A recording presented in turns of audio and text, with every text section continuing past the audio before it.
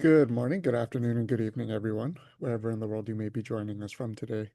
My name is Francesco Del Carpio, and I am Operations Coordinator for CFAL York. I would like to officially open the 22nd session in our Climate Change Emergencies and Cultural Heritage Speaker Series, which is being presented in partnership with Heritage Ottawa and World Heritage Catalysis. I would like to begin today's session with a land acknowledgement. We acknowledge and recognize that many Indigenous nations have long-standing relationships with the territory upon which our campuses are located that precede the establishment of York University. The area is known as Toronto and has been caretaken by the Anishinaabe Nation, the Haudenosaunee Confederacy, and the Huron-Wendat. It is now home to many First Nation, Inuit, and Métis communities. We acknowledge the current treaty holders, the Mississaugas of the Credit First Nation. The territory is subject to the Dish with One Spoon Wampum Belt Covenant, an agreement to peaceably share and care for the Great Lakes region. As this is an online event, our participants may be joining from various locations, so I strongly encourage you to learn about the traditional land upon which we're located. With this, I welcome our moderator, our speakers, and our participants from around the world. Welcome to our webinar. It is now my great pleasure to introduce our moderator today, Dr. Kurosh Atarian. Dr. Atarian is an associate professor of architecture at the Jundai Shapur University of Technology and a postdoctoral fellow at York University. In 2018, Dr. Atarian became the vice chancellor of the Jundai Shapur Research Institute at the Jundai Shapur University of Technology. Dr. Atarian's research focuses on cultural history and architectural engineering. His research has been published in numerous leading journals on architecture, cultural heritage, and sustainability, and has been published in several books. Dr. Atarian is also a reviewer for several journals, including the Journal of Building Engineering, the Journal of Asian Architecture and Building Engineering, and the Journal of Cultural Heritage Management and Sustainable Development, among others. Dr. Atarian, thank you very much for moderating today's session and your ongoing support organizing this series. The floor is yours. Thank you, Francesco, and hello, everyone. Thank you all for joining today's session of Climate Change Emergencies and Cultural Heritage Speaker Series, hosted by CFAL York in collaboration with our dedicated partners, Heritage Ottawa and World Heritage Catalysis. My name is Kurosh Atarian, and I'll be your moderator for today. It's my great pleasure to introduce today's guest speaker, Dr. Jonathan Bell. Dr. Bell is Vice President of Programs at World Monument Fund, where he oversees the organization's entire portfolio of cultural heritage projects around the globe and contributes broadly to the field of preservation through professional engagement.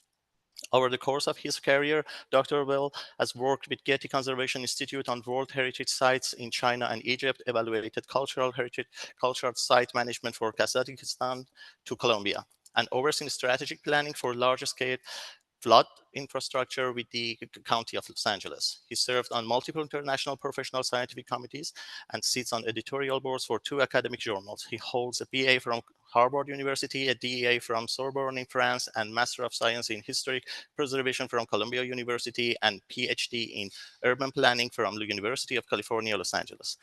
In this session, Dr. Bell will speak on World Monument Fund's Climate Heritage Initiative, 3 pillars for climate adaptation at cultural heritage places. Thank you, Dr. Bell, for joining us.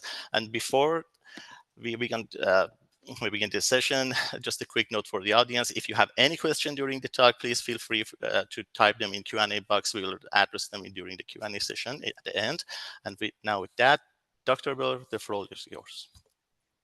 Well, thank you, Kurosh, for that wonderful introduction. And thank you all for being here today and giving me a little bit of your time so I can talk to you about some of the work at World Monuments Fund, particularly related to climate change and climate adaptation. I'm just going to share my screen and jump right in.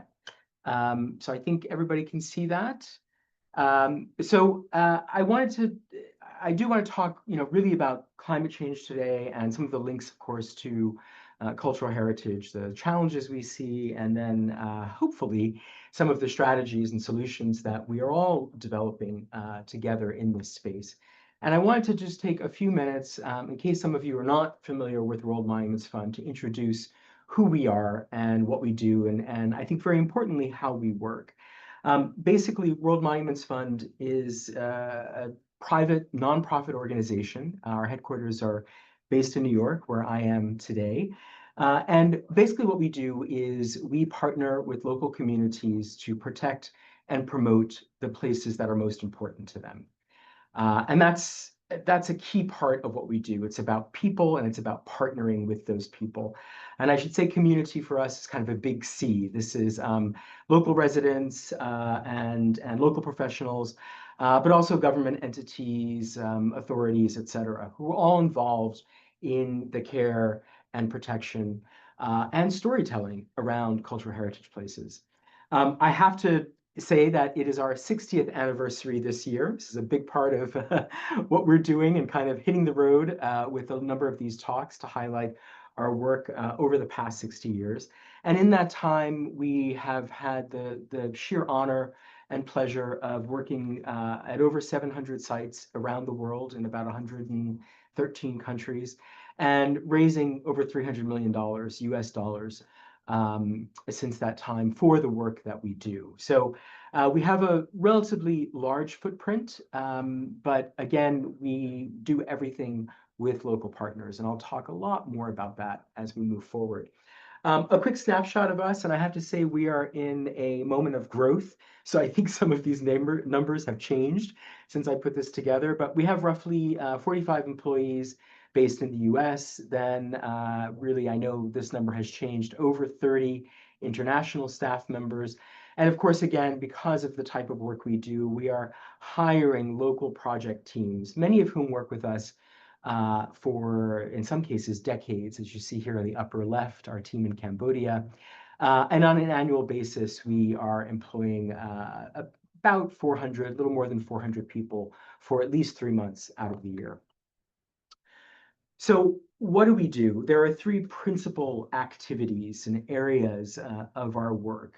The first is what I term here physical conservation. And with this, I really integrate everything having to do with research, studies, diagnosis, condition assessments, all of the planning that's required to then inform, shape, and also monitor and maintain physical interventions. And of course, physical interventions can be anything from roof repair, structural repair, wall painting conservation, to site drainage and other kind of broader, larger site-wide interventions. The second piece of our work is capacity building, and here also it's quite a wide range, from on-the-job learning, our local partners, our local team members, working with local and international professionals and learning from them while doing. But we also have a series of formalized training programs. And in fact, one of our training programs that we developed with the Palace Museum in China, in Beijing, has since become a full-fledged master's degree in the conservation of interior decorative arts at Tsinghua University in Beijing. So we run the full gamut in terms of training because we all know how important that is to our field and the work that we do. And the last piece is advocacy. Again, rather broad.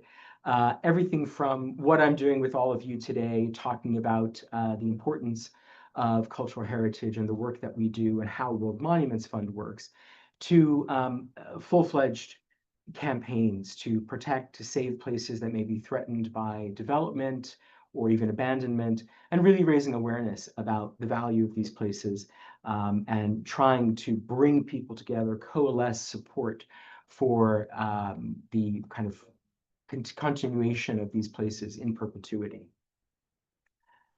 The how we work is perhaps a bit more complex, but in some ways also very straightforward. As I've already said, partnerships are key to us. We are working with our local partners. We are always invited in. We are not out scouting for projects and saying, this looks like a great place, let's work here. We're always brought in by local site managers, local community members, government authorities, and others who say, we have a need or an opportunity related to this place, and we think World Monuments Fund can make a contribution that makes sense. So that's a key part of what we do and how we do it. We are often, and I should say always, looking for local expertise, for local solutions and local strategies when possible. But of course, many times we are facing very big challenges or looking for new solutions to old problems, and therefore bringing in new expertise, bringing in folks that may be from within the region or internationally to come in and provide new perspective and new ideas and strategies. And then when we're actually doing our work, it's a mix of tried and true methods that all of you on this call will be familiar with, but also innovating when possible and when it makes sense. Just a quick snapshot of our current projects and footprint around the world. Officially a number of 44 active projects, but then within those 10 programs, we have a number of other projects as well. So a rather large active footprint with a number of offices as well outside of our headquarters here in New York to help us do the work and manage everything that we're doing, and of course, build those local and regional partnerships. So now I want to come to the real focus of this conversation, and that is climate change. And before we talk about climate change and heritage, I think it's important to just take a moment to talk about climate change itself, what it means, what we think it means, what we know about it.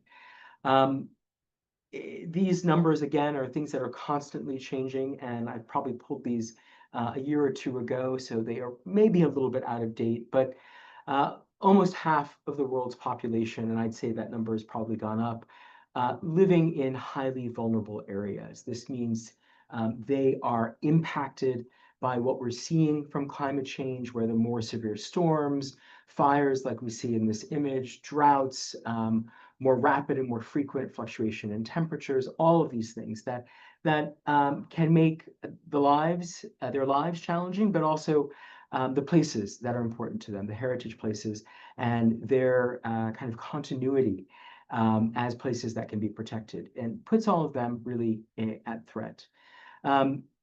Extreme heat waves are 5 times more likely to occur. So this means what used to be, wow, this is that once in 50 years is now once in 10 years. And so we're seeing this pattern change, and the pace of the types of extremes we're seeing really quicken, which is quite alarming. And I don't think any of us are quite ready for it. Average sea level has risen, and of course, this has a great impact on coastal sites and coastal communities, risen 20 centimeters or around 8 inches since 1901. I mean, that's really huge. And we know that that annual rate is increasing, basically tripling every year, which is quite astounding when you think about it. So what does this mean for some of the impacts to heritage? And one of the things that I always like to mention, and I know, again, many of you on the call will be very familiar with this, we don't have good, reliable global data. We do not have a worldwide snapshot of what these impacts are and what the rates of them are, or how severe they are in various parts of the world. It really is kind of area by area. We have different lenses through which we look, but we don't have a global understanding. And so I think we all need to invest in, to spend time, to support efforts to enrich those data so that we have a much better understanding of what's happening, and the ability for more stochastic projections to understand what may come and how to be prepared. But a few things that we know, again, in these kind of regional spotlights. This is as of 2018. Probably the numbers have changed, but projected that 47 of 49 coastal World Heritage sites in the Mediterranean will be gravely affected. And so that means, basically their feet in the water or entirely underwater by 2100. We also know that 70% of African heritage is gravely affected and will be even more so by 2050. So just a few snapshots to give a sense. The other thing that I always like to talk about, and again, I know I'm having a conversation with professionals, so you're all familiar with this, but it's worth, I think it bears repeating, that there are the sudden events in the second bullet there that we all are aware of, that the news captures, the severe storms, the floods, the droughts, the fires that have major impact on communities and on their heritage in a and often very destructive way. But then there are the gradual things that for the materials that are part and parcel, and the landscapes that are part and parcel of cultural heritage, these are also, they also have a great effect on damage. They cause damage. You've seen some of the images here of freeze-thaw damage on bricks, salt damage on stone. And while they are a bit slower and happen over time, they are quite destructive.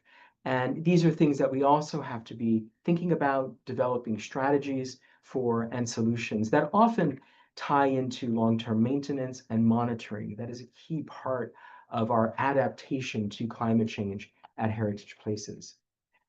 A few other concepts that, again, all of you I know are very familiar with, but I find it's important to talk about. I think our relationship with climate and climate change and the impacts we're seeing from climate change has forced us as a field to talk much more holistically about landscape-based approaches. We cannot look anymore at the individual building, the individual archaeological site. We have to look much more broadly because the impacts of weather are at that scale. Additionally, we have, the opportunity, I think, to talk about heritage, to raise awareness of how heritage is being impacted by linking it to the climate change conversation. And I think this is something that our field always struggles with.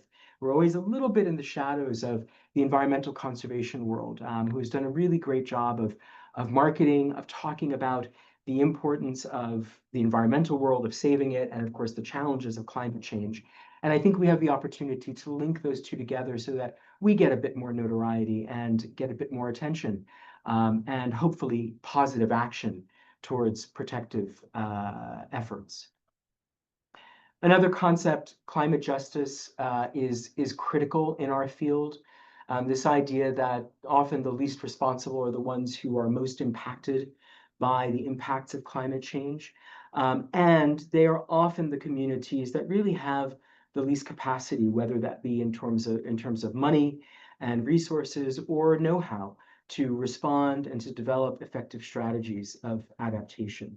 And so there's a real priority and I think moral obligation on our part and the parts of many people in the world to help these areas and come in and partner with them to develop adaptation strategies. And then finally, the value of traditional knowledge. Again, I know everyone here recognizes this, understands that traditional techniques and adaptation strategies have been in place for centuries, often millennia, and communities have adapted to various changes in their world and their environments over the years. But we have a lot of lessons to learn from them, and I think often traditional strategies and techniques are things that we can put in place today as we learn to adapt to the challenges of climate change in the places we live. And I always put up this photo because I like to highlight this story, which shows that we as preservation professionals also need to have open minds and listen to our local partners, to the people we're working with. The story at Jenna is that soon after it became a World Heritage Site, UNESCO came in and sent in a reactive monitoring mission and said, the bricks you're making, the repairs you're doing on an annual basis, you're not following these formula for the mud bricks and the mortars and all the plaster that we are documented and that we know used to be used. And what ended up happening was that it was shown that these adaptations were adapting to what was already climate change, to changes in rainfall patterns, more frequent and heavier rainfall, and had basically strengthened the structure and its component materials against these changes. And what UNESCO was calling for basically ended up causing some damage. So we have to really listen to our local partners who are living this every day and coming up with their own strategies that are often quite sound. So I want to talk a little bit about some of the work that World Monuments Fund has done in this space. And I want to talk first about a site in Thailand. I should say that, as I mentioned, it's our 60th anniversary. One of our very earliest projects in the first year in 1966 was actually responding to the major flooding that took place in Venice. So thinking about climate change, responding to disaster that has to do with natural events is really part of our DNA. But I want to move us up a number of years to this event that occurred in Thailand and forced us again to think about what was happening in the world and how we can respond to it as an organization. Wat Chai Watthanaram, Wat Chai as we often call it, it officially sits just outside the World Heritage Site of Ayutthaya, but is part of that historical agglomeration, this one-time capital of Thailand. This specific temple was built in 1630. It was in use for about 137 years until the whole site was abandoned after the Burmese attack in 1767. And an incredible site with a 35-meter high central prong, as you see there, that larger structure there in the center. And finally, a lot of conservation work was done in the 80s and 90s. It was open to the public in the 90s, and then work has continued since then. And I should say it's become a very famous place in Thailand. It's become the setting of a very popular television show, which means it's brought a lot of tourism, as you can imagine, as well. But back in 2011, there was a major flood event. Most of the country of Thailand was declared a flood disaster zone. At the time, it was one of the world's costliest disasters. And the entire temple, as you see here, was submerged in about 2 meters of water. And this really gained and garnered national recognition for the challenges of climate change, of flooding along the Chao Phraya River, and what was the country to do. And we were asked to come in and help devise a strategy to respond to this particular flood event and future ones that were sure to come. So one of the things that we did with our local partners there, the national government and also the local site management level, was to develop basically a flood wall. And it was this swing gate that could be laid down, as you see on the sides in normal times. And then when they knew that dam waters were being released upstream or their heavy rains were coming, it could be deployed and would provide an additional nearly 3 meters, almost 10 feet, 9 to 10 feet of additional protection to the site. So here you see it kind of fully deployed on this one side of the site. Another flood wall on the side that we repurposed and strengthened and also raised to provide that same level of protection to the site. And then a subsequent flood in 2022 that, as you can see, if you look in the other areas outside of the temple, all of these areas were flooded, but the temple site itself was protected. So it was successful. But I bring this example not because of the success. I think that is a good story, of course, but because it also shows us the pace of climate change and the impacts that we're seeing from climate change. So back in 2011, we thought, great, an additional 3 meters of protection, that's good. This flood in 2022 came to within 10 centimeters of the top of this additional 3 meters of protective height. So our plans, our designs now, we need to think far ahead and realize that yet more is coming, because these designs that are often thought will last 50 years, 100 years, are suddenly being surpassed within a few years' time. And this is, I think, the critical nature of climate change and its impact on heritage places and, of course, communities. And so this really raised awareness for us that in all of our work, all of our projects, even if the focus is not something that's related to climate change and its impacts, that we need to be thinking about climate adaptation. We need to be undertaking assessments, understanding what might be coming, what threats are already in place, and at least working with our partners to have those conversations, devise some strategies when possible, and at times have full-fledged projects that are developing and implementing these sorts of strategies, as well as, of course, carrying out ongoing monitoring to track in real time what these threats are and will continue to be and how they'll develop. So this prompted us over a number of years to develop our Climate Heritage Initiative and really formalize what our interaction is with the sites where we work and the threats and impacts of climate change at these places. And there are three principal pillars. And I'm going to talk briefly about two of them and then spend quite a bit more time on the third. So the first is a program we call Cultivating Resilience. And this is focused on historic gardens and green spaces, really developing strategies for climate adaptation in these places of cultivation, where obviously, though the resources are renewable, they are very impacted by changes in fluctuations in temperature, changes in rainfall, and droughts that come.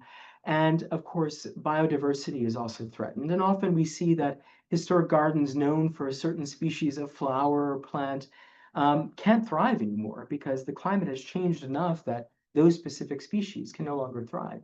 So how do we approach all of these challenges? How do we come up with better water management strategies that are a bit more sustainable and ensure that sites can learn from what they're seeing, what they're living, but also share their experiences? And so a big part of this program is creating hubs at specific historic gardens around the world and creating a network that allows them to have conversations, to exchange information, and learn from one another.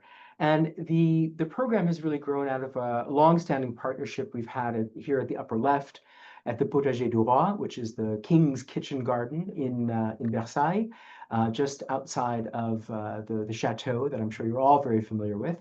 And this is a landscape that's been productive since the time of Louis XIV in the 1600s and has continued to be productive and still produces food and sends produce to restaurants and soup kitchens and everything all throughout the greater Parisian area.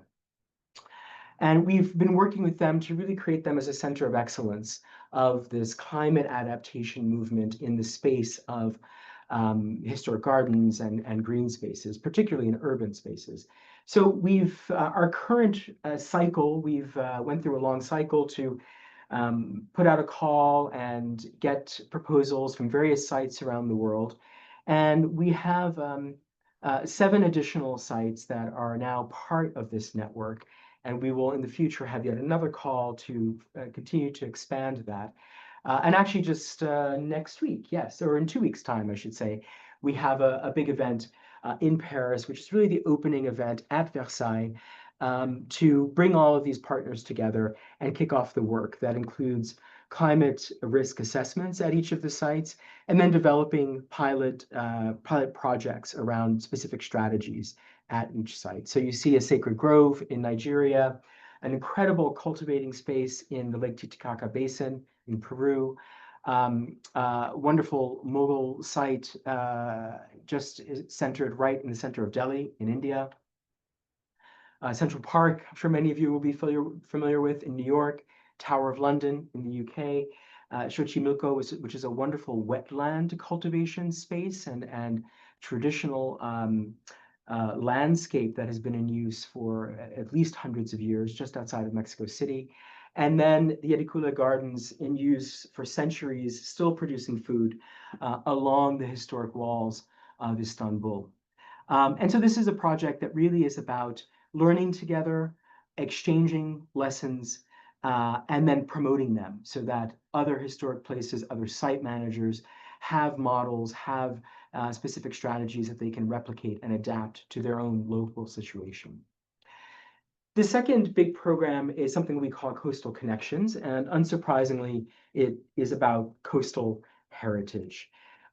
Focused, again, this is kind of a platform and a place for exchange for site managers of coastal heritage, where we're able to come together and, similarly to cultivating resilience, share lessons learned, share challenges and tragedies, and come up with solutions and strategies that can be used and adapted to each place. So we have, at this point, a whole network of partners who are involved in this, as you can see on the map. In the first year, January to January, we had 10 online workshops around 10 themes, 50 speakers, over 700 individual participants who took part in all of these sessions, and a number of 81 countries engaged. And so now we've got 52 members, and I think that number has grown in the past few weeks even, of this network. And so we're just now putting together a program to develop specific hubs that would be places of learning, work in local languages, and allow this work to continue with support and guidance from our own team here at World Monuments Fund. And one of the things that each of the members, these kind of coastal heritage site members, is doing is sharing information about their site, the experiences they've had related to things like storm surge, much heavier and destructive storms, rainfall, etc., and some of the strategies that they've developed. So they each create these fact sheets, and then we're pulling all of these together as a reference and resource for coastal managers and researchers and anyone else who's interested all around the world. And so this is, I think, one of the great pillars to be able to share this information and make it accessible to people struggling and thinking about the future and coming up with strategies to protect and also promote these places. So the third piece that I'll talk about in a bit more detail, with a bit more examples, is our engagement with historic water infrastructure. And as we all know, water is a resource that we all need. It's essential, and it's something that is unfortunately not always available and reliable for many communities around the world. 2 to 3 billion people experience water shortages at least 1 month out of the year. I mean, that's quite dramatic when you think about it. By 2050, it's projected that urban water demand will increase by 80%. And as many as 2.5 billion people could face regular water scarcity, not being able to rely on clean, potable water for all of their needs. And this is a big challenge. But I think this is a wonderful opportunity for us to promote why and how heritage places are relevant to us today. It's not just because of all the values that I know we all share, but also because they can be a solution to some of the biggest challenges that we see in the world today. And there is so much historic water infrastructure that is in place in many parts of the world and still viable with a little love and care. And so this is a key part of our cultural heritage initiative. And so I want to highlight projects in India and in Nepal, very much focused on South Asia. Just a quick snapshot of the situation in India. 54% of India faces high to extremely high water stress. And part of this has come from the traditional reliance on monsoon rains whose pattern is changing. The amount of rainfall, the pattern in which it falls is changing. Much more rain is coming in a much shorter period of time. And that means it's very difficult to capture that water and for groundwater to be recharged. Similarly, as in many parts of the world, because of growing water needs and expectations, groundwater is being overused. So one number here we see in Bangalore, nearly 150% of groundwater recharge is being used on a regular basis, which means they're using much more than will ever be put back. And that is going to cause even more problems in the future. And then, of course, there's the challenge of sanitation. And we know that poor sanitation or lack of sanitation then also often leads to water quality issues and pollutes what limited resources are actually available.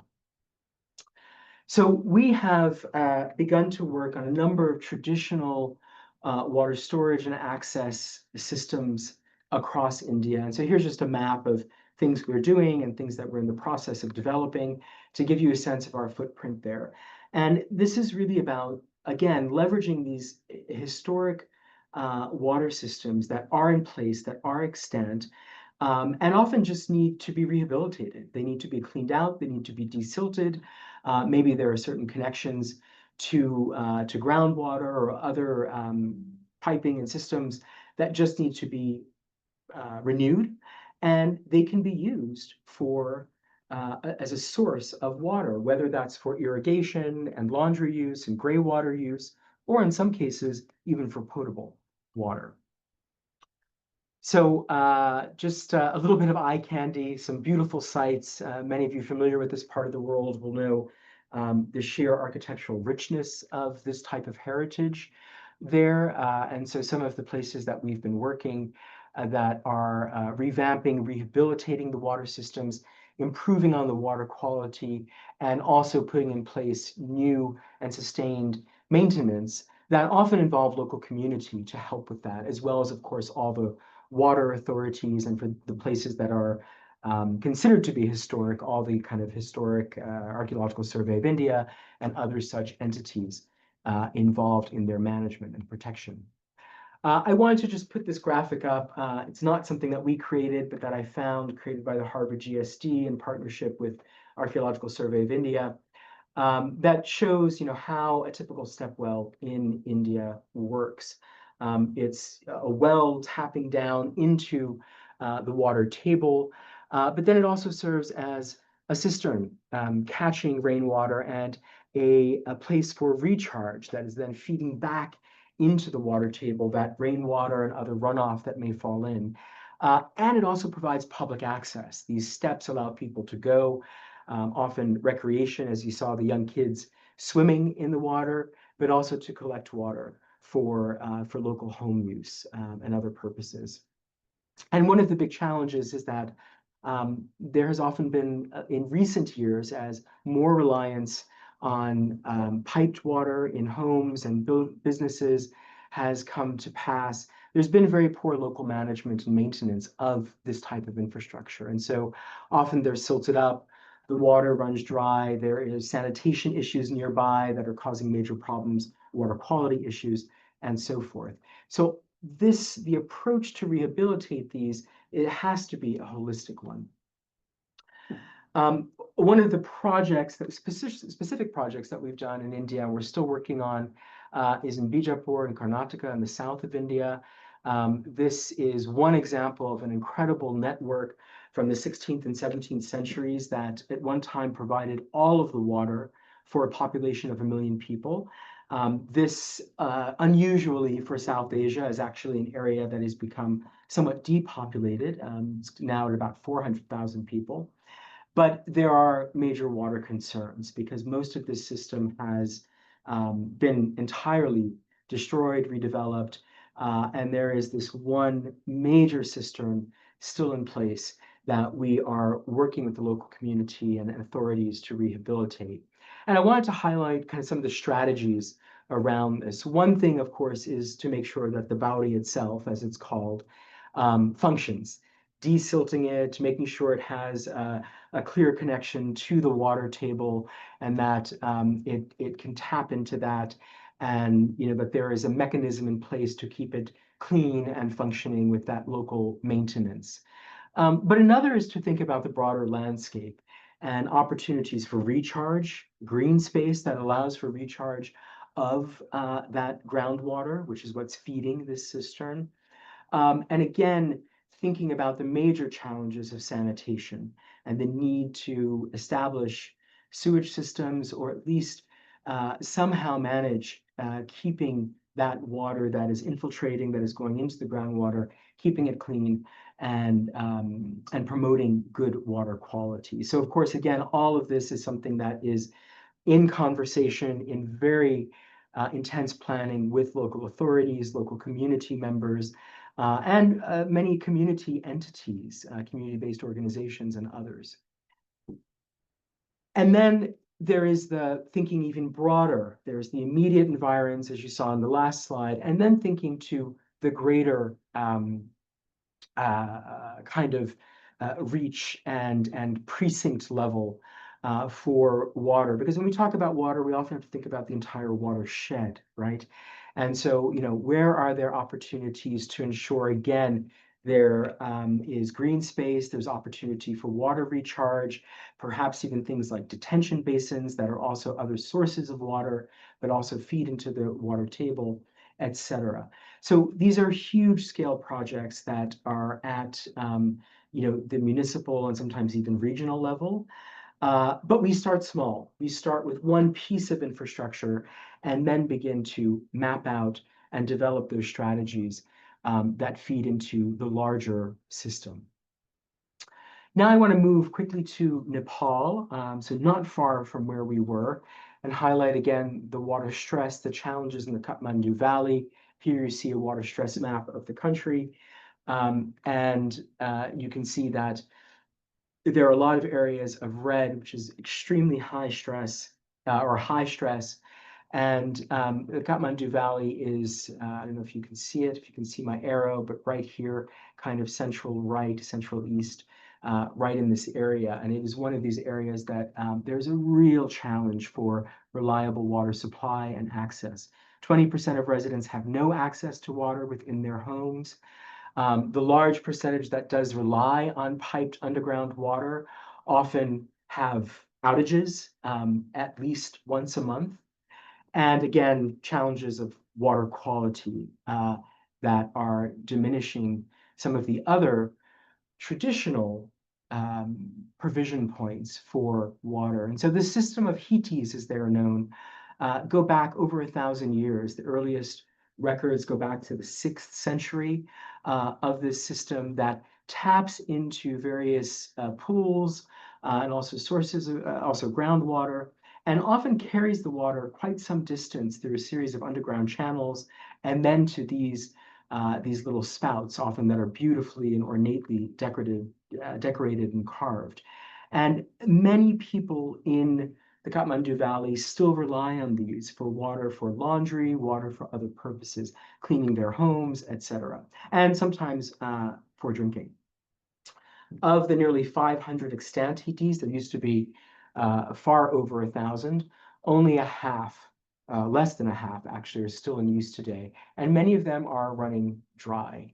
And just to give you another statistic in terms of water use and water needs, the local water authorities say that the water demand is 3 times what is able to be supplied through piped water. So this is a huge challenge in Kathmandu Valley and across the entire valley. I just wanted to highlight how these systems work. You see on the right, these areas of kind of recharge pits and ponds. Kathmandu used to be dotted with many of these. Unfortunately, many have been paved over or cemented over. And so you have fewer and fewer opportunities for recharge of the groundwater. That the system, and you see on the left, the brick structure and terracotta piping that carries water from groundwater where it's at a higher elevation and just through gravity, through a passive system, carries it to these distribution points known as Hitis. It's an ingenious system, but the challenge is really rampant development and uncontrolled development. One of the solutions, however, are local communities and local community members. I show this image not because I'm in it, but because it's a really fascinating example of a locally devised strategy. There are a number of entities that are trying to protect the Hitis. And so this is a building that went up. One of the big challenges is that with rampant development, people they put in a foundation for a building, they find this channel work that feeds the Hitis, go, what is this, tear it up, and then of course a Hiti 500 meters, maybe even a kilometer away, runs dry. And this individual knew exactly what it was, continued to build his building, but built this supportive structure, protective structure around it. So the Hiti just outside the building is still providing water. And there are a lot of wonderful locally grown solutions like this. And this is one of the aspects of the project, along with mapping the extant Hitis, using GPR to understand where the channels are, and then creating protective policy. This is one specific project that I just wanted to highlight. This is actually one of the oldest extant Hitis. It's dated to the Vakavi period, so this is at the latest mid-8th century.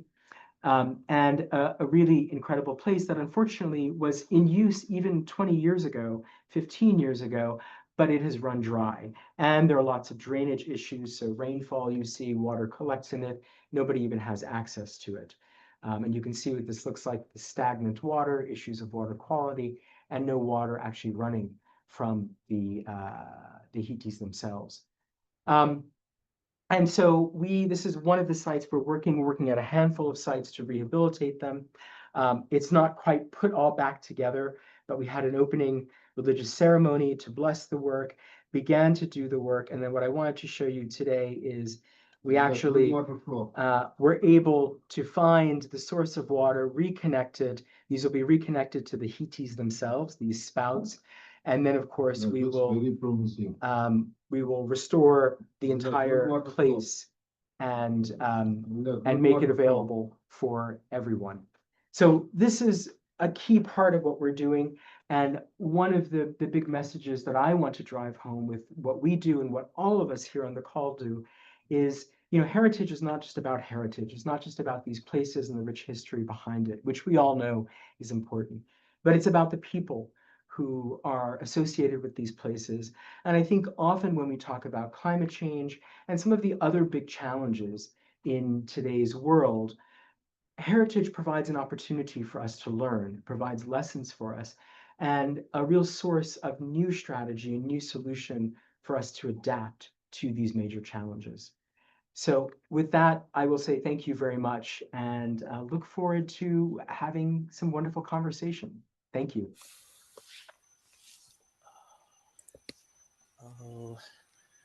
Thank you, Dr. Bill, for that insightful and timely presentation, focusing on these three pillars for conservation, adaptation, on historic water infrastructures, historic gardens, and coastal sites, and community engagement as well, is a very wise decision that they are examples of most vulnerable tangible and tangible world cultural heritage assets. So thanks to World Monument Funds for this great initiatives. So we are now open the floor for questions. Please feel free to submit your questions in Q&A. I will read them aloud for Dr. Bell to respond. And also I have some questions as well. So let's see.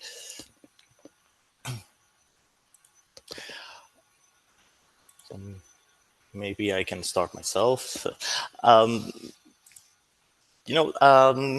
waiting for the questions, so please write them in the Q&A. So I have a question, from yourself, your opinion. And I just want to know that given your extensive experience working in this working with the World Heritage Sites and communities around the world, many of which are increasingly at the risk of climate change. And how do you envision their future, especially considering that limited resources may prevent us from preserving them at all, or in situations where support is insufficient for every site, how should decision be made regarding these sites to prioritize, and can we say that let go for some of them in order to some others? Yeah, I think that's a fascinating question and a difficult one. You're right that even before thinking about the impacts of climate change, we all know that there's not enough funding for the work that we do and the needs that are out there.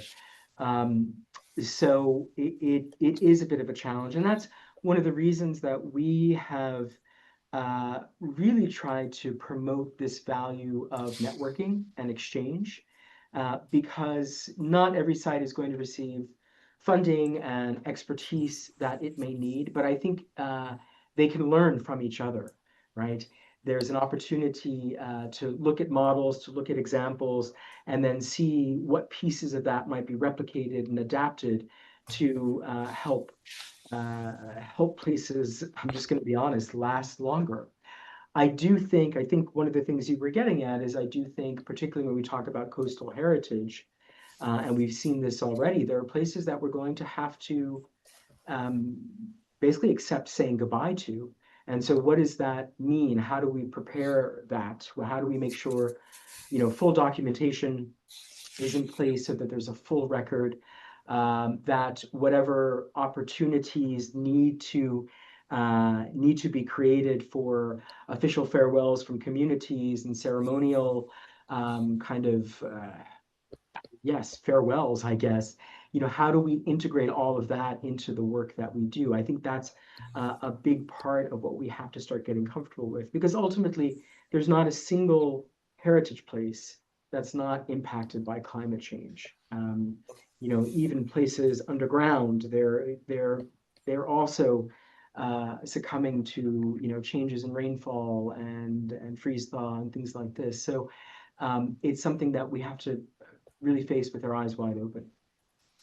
Yes, thank you. So, yeah, that was a challenging question. I was thinking that how this could be managed, you know, because the local, maybe some of them are very important as so local communities, and maybe some of them are very as a living heritage. So I'll stop here. So let's.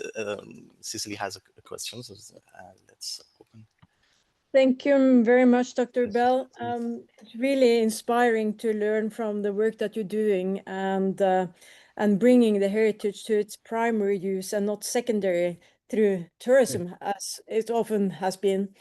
And as we know, the sustainability of these communities, it's not through the economic indirect gain, but through water security, food security, energy security, etc.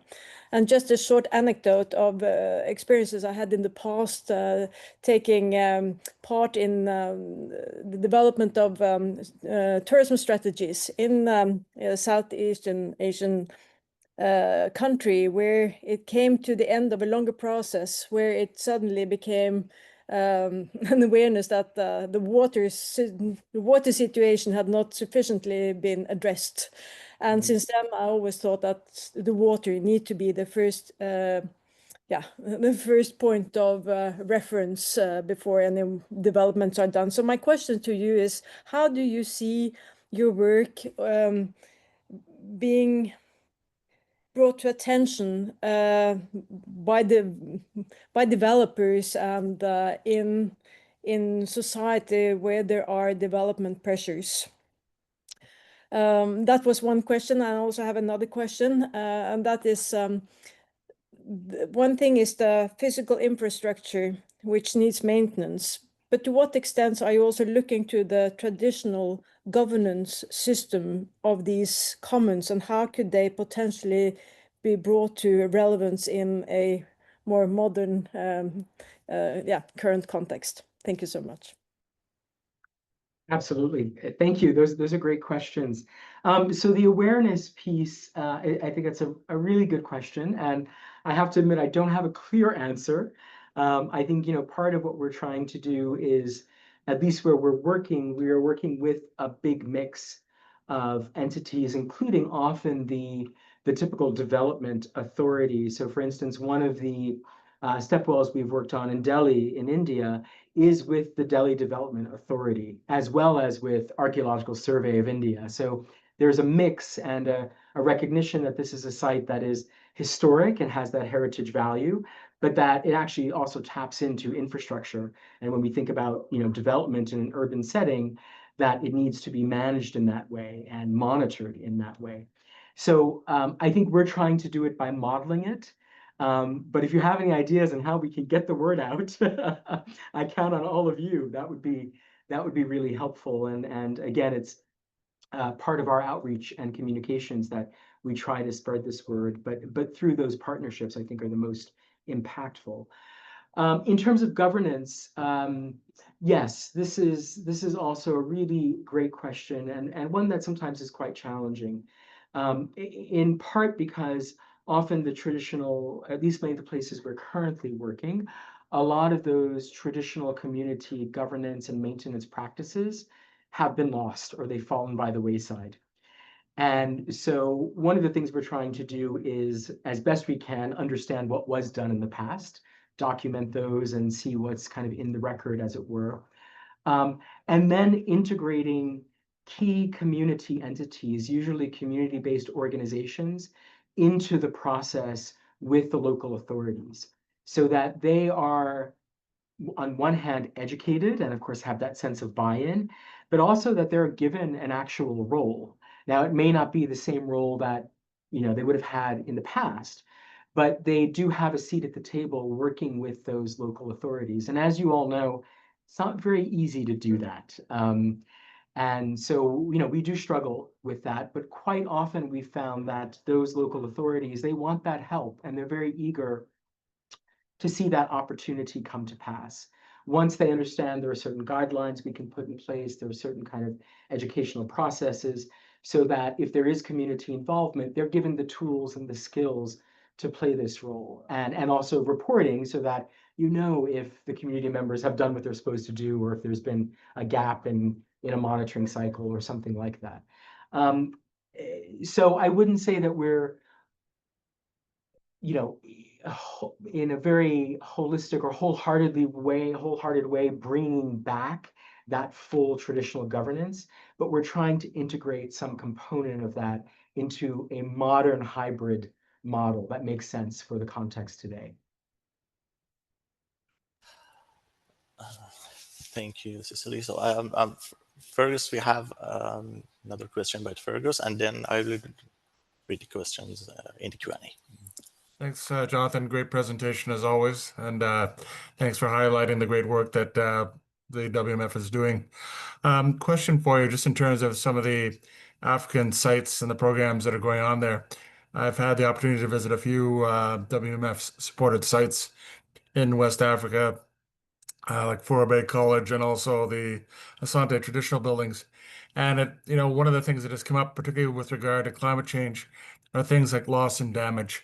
The funds that are, hopefully eventually going to be released or transmitted to African nations for various purposes, hopefully cultural heritage in some cases. I'm just, looking forward. You'd mentioned a few other things, digitization, these types of funds or different opportunities, the local solutions, the tremendous, cadre of young professionals that are starting to come up through the system or through the various sorts of, channels that are there. And my question is, how do you see WMF's role for advocacy evolving? Because I think the mechanics and the systems are also evolving at the same time. And as Cecily said, there's also the question of destination management as well. It's not just the sites themselves, but again, destination planning and management is also evolving. Yes, thank you, Fergus. Good to see you. No, I think that's really important. And, one of the things, I'll be very honest, one of the things that always continues to motivate us in our work in Africa is a big challenge. And that challenge is, of all the fundraising we do and the partnerships we do to be able to do our work, raising money for Africa is the biggest challenge for us. I don't quite know why, but it is that way. And so we in a very close and personal way, recognize the resources that are, desperately needed there. And so one of the things that we are doing in terms of this question of kind of climate change impact on Africa is, I didn't mention our watch at all, but those of you who know us are familiar with our watch program, biannual program where we highlight 25 places around the world. And it usually is also kind of a commitment from us to try to partner with them, try to do something with them.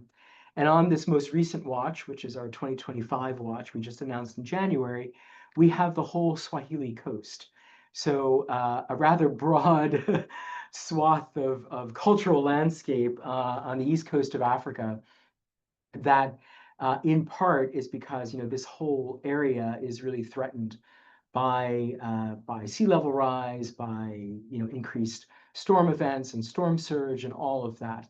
So one of the things that we want to do is raise awareness for that need in that part of the world, and also really try to build some capacity. I don't think anybody has the answer, but one of the reasons we did it as a network, as this whole area, was how can we begin to bring a number of sites together, a number of different governments together, to at least start having the conversation, because that's not happening right now. And I think that's a key first step.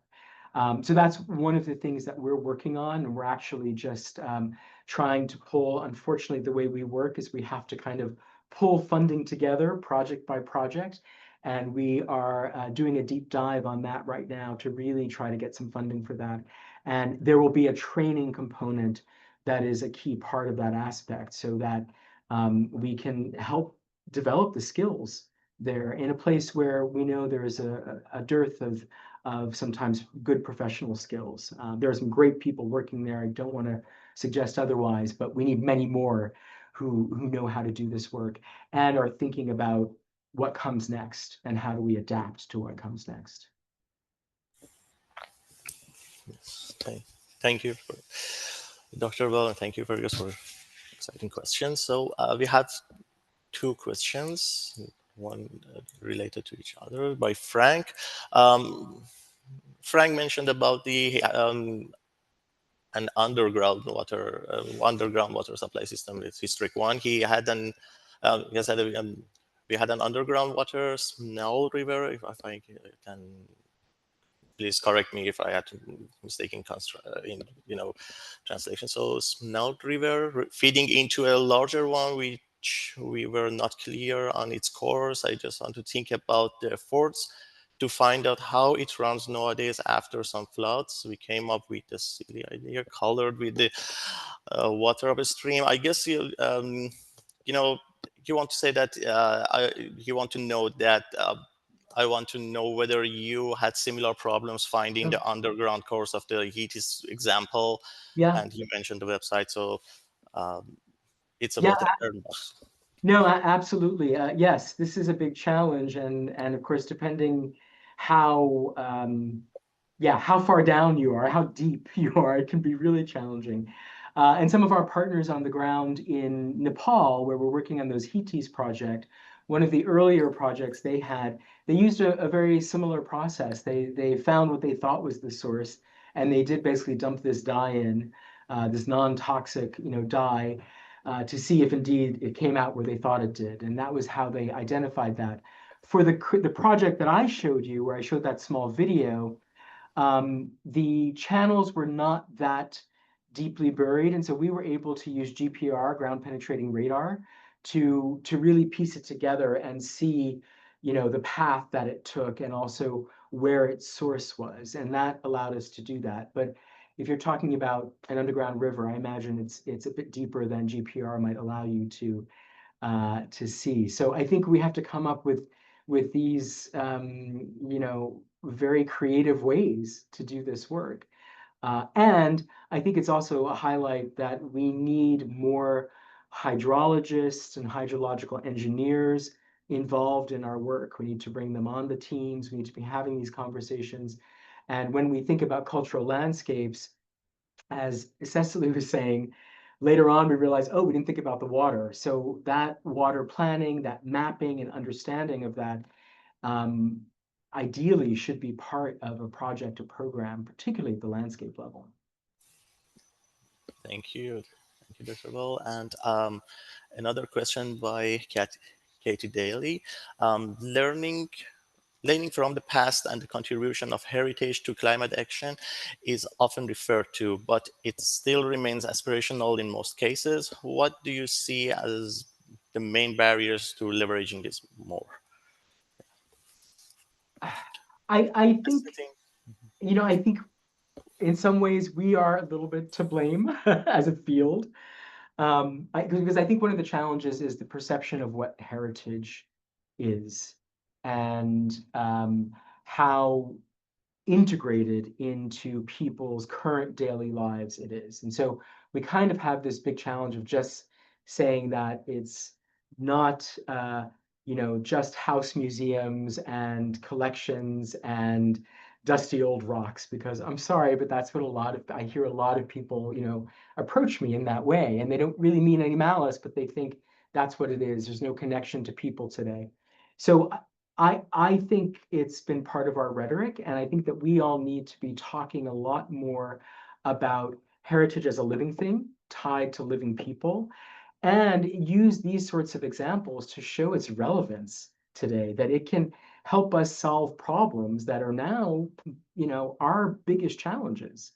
And so I think we need more model projects that we can roll out and say, look, we brought back this 1,000-year-old, piece of water infrastructure, and people are able to get their water on a daily basis when the pipes from 50 years ago have run dry. I think it's going to take that to just show, wow, there's real value here, and there's a lot more we can do with heritage than we ever realized.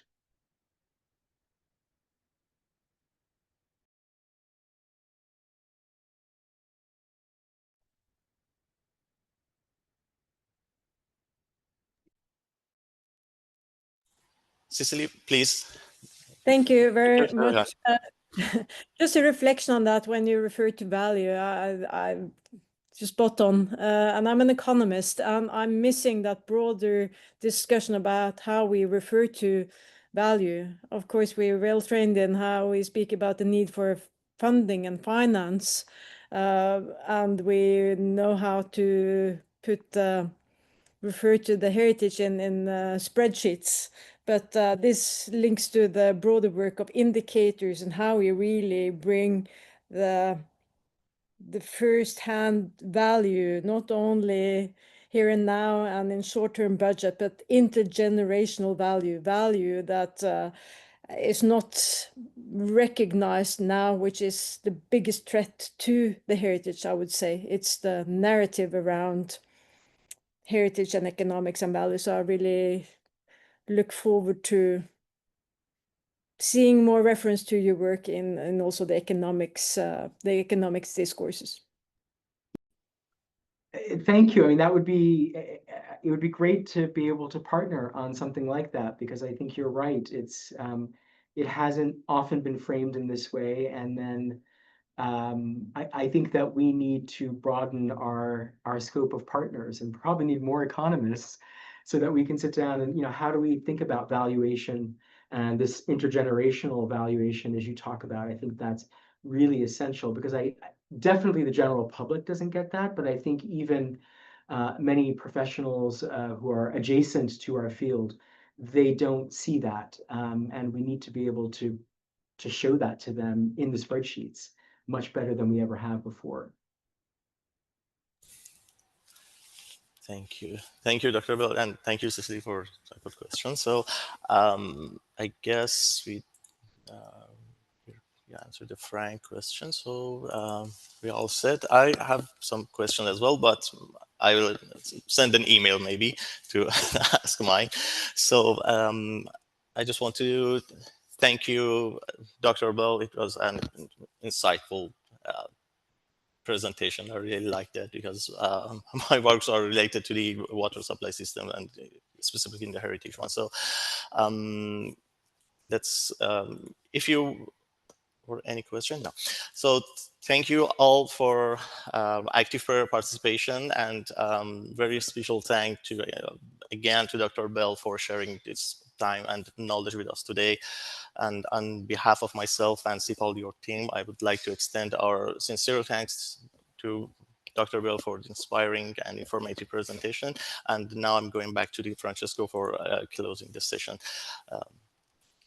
Thank you so much, Kurosh. And yeah, thank you so much, Jonathan, for that great presentation. Thank you to you, Kurosh, for moderating and helping organize the session. And of course, thank you to everyone in the audience for taking the time to be here. Just a couple of quick reminders. This is a monthly series, so our next session will be on Monday, July 7th. Registration is always open and free, so please share that if there's anyone in your network who might not have registered yet but will be interested. And also, this session is being recorded and will be up on our YouTube channel. I shared all of our socials earlier in the chat, but I'll post them again. So if you want to come back and revisit the presentation, please feel free to do so. I'm also putting my email in the chat if there's any questions or any follow-up that we weren't able to get to today that you might think of later. Please send me an email and I will filter it to the appropriate person. And with that, just one last big thank you to everybody. It was a great session, so thank you so much, and I hope everybody has a great day. Thank you all so much. It was a real pleasure. Please be in touch. Thank you. Ciao. Thank you. Thank you. Thank you. Thanks, Kurosh. Thank you for yours. Thank you, Cecily. Thank you.